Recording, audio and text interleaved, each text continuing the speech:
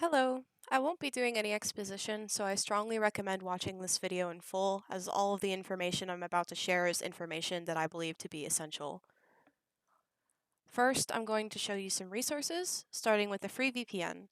This is something I strongly recommend to prevent your data, most notably your age, occupation status, and interests, from being collected and sold by third parties through the websites you visit and social media you use. First off, I want to suggest that you don't use Chrome as your default browser. Um, Only use it if you have to, and the only way that I ever personally need to use Chrome is to use Google Meet for telehealth appointments with my therapist. So for most other uses, this is a non-issue, and installing a more privatized browser like Opera GX or Firefox is very much worth it. I like to use Opera GX on my desktop because it doesn't slow down your PC when you have other games or apps running at the same time while not using many of your computer's resources. It's good for if you have stuff running in the background a lot. And I like to use Firefox on my school laptop that I use for general internet use. So, uh, because I can choose between which search engine it will use to search for my searches. So, for example, it can use Bing, Google, or DuckDuckGo, which is the one that I usually use. If you just click the little drop down by the search bar on desktop, Opera GX, Firefox, and DuckDuckGo all have AI components that are very easy to fully disable. Also, install uBlock Origin and enable it for a great ad blocker that gets rid of the vast majority of malicious ad pop-ups.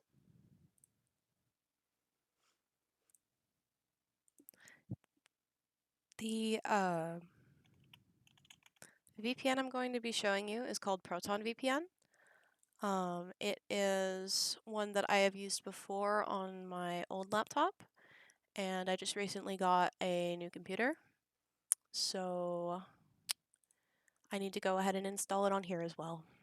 This would be the link that you would download it from. I'll put a link in the description if you would like. After you download it, go ahead and run the exe. And yes, you want it to make changes. You want it to be in English probably. You like different browser browse. Okay, that's fine. I can just go ahead and make a new one. VPN is ready to be installed. No. No. There you go. I think that Proton Drive is a really good service. It's basically just Google Drive, but a lot more privatized. So like it's not nearly as easy for other people to get access to your files and stuff. But I do believe you have to have like Proton Premium or something for that. It's unfortunately not a free service.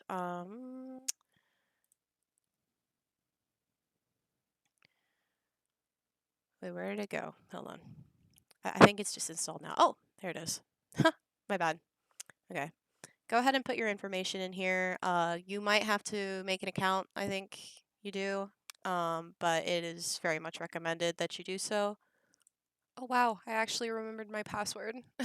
Okay. Browse privately, access block content, enjoy digital freedom, certified no logins VPN. Okay. It's just giving you like a disclaimer of how it works. Then you just go ahead and click connect. You'll know if the VPN is running if you have, oh well, it'll have like the little lock icon on here whenever it's running. On my old computer, it had a little USB device icon that said it was running a VPN, but I suppose it's different across different devices a little bit. Just as long as you have this in the taskbar that says like connect or disconnect, and this is grayed out because you're already connected, then that's how you know it's running. Sometimes it takes a little bit to start up, but this is really good. Next, I'm going to show you how to opt out of your Instagram usage being used to train generative AI models. You're going to want to do this on desktop, unfortunately. I've heard it's really only possible on here. Click this hamburger menu that says more. Click Settings. On the left side here, scroll down until you see Privacy Center.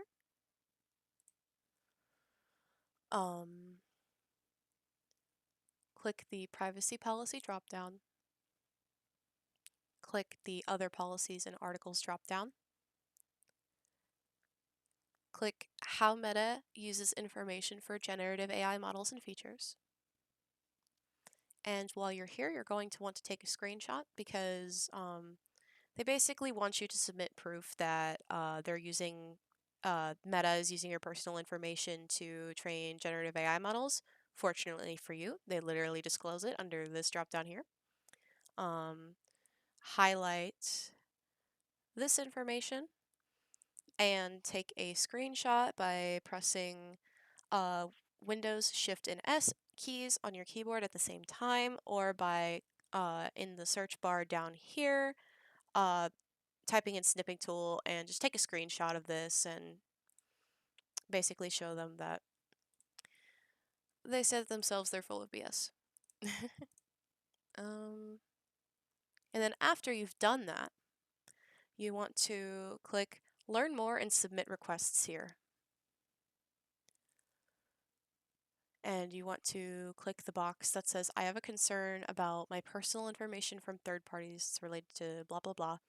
I make you put a little more information on here this time.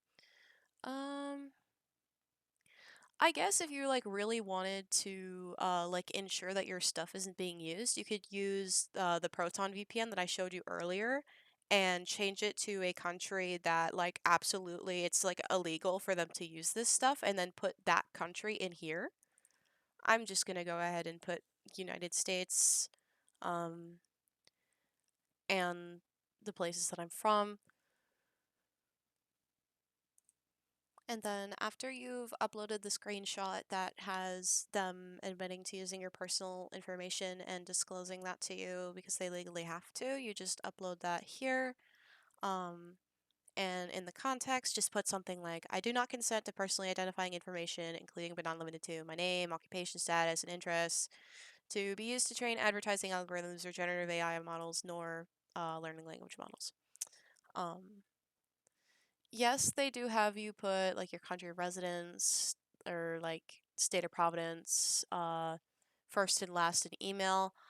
That is concerning. Unfortunately, at this point in time, this is, even though it is still a breach of privacy, there is no real way to use the internet without having some of your data be accessible to be sold. This information in this video is just to show you how to minimize it as much as possible in your everyday life with the most common media and stuff that you use. I don't fully excuse this. It makes sense why they need your country of residence, state of residence, first and last, because it basically tells them that, hey, if you see this information online, do not touch it, don't do anything with it. Whether or not they actually do that, well, it's questionable. Okay, it looks like you do have to put a relevant prompt thing. This is just what I put, just generic. Instagram and other meta products use my personal information in a way that causes me to feel concerned for my personal privacy. Make sure you've uploaded the screenshot because they will likely reject your claim if you don't. And then just go ahead and click send. They're going to send you a code to your email address. And then you'll have to go ahead and put the code in here. Okay, so I went ahead and did that. Okay, good. Thank you for contacting us. You should receive an email response shortly. Let me see if it is true. And then once you have done this, you should receive an email reading something along the lines of, hi, thank you for contacting us. We don't automatically fulfill requests, and we review them consistent with your local laws. If you want to learn more about generative AI and our privacy work in this new space, please review the information we have here in the Privacy Center, blah, blah, blah. And the email would be titled Data Subject Rights for Third-Party Information Use at AI at Meta. And there you go. That's really all you can do. I know it's not perfect, but it's the bare minimum at the very least. If you personally found this video helpful and you're anti-generative AI, I highly recommend sharing this video to your friends. Not to promote my channel or anything. I don't even really like post stuff on here. I just wanted to make this video so that people could know at least like the bare bones basics of how you should be browsing the internet nowadays to preserve your safety and privacy. Um, Thank you guys for watching. Have a good day.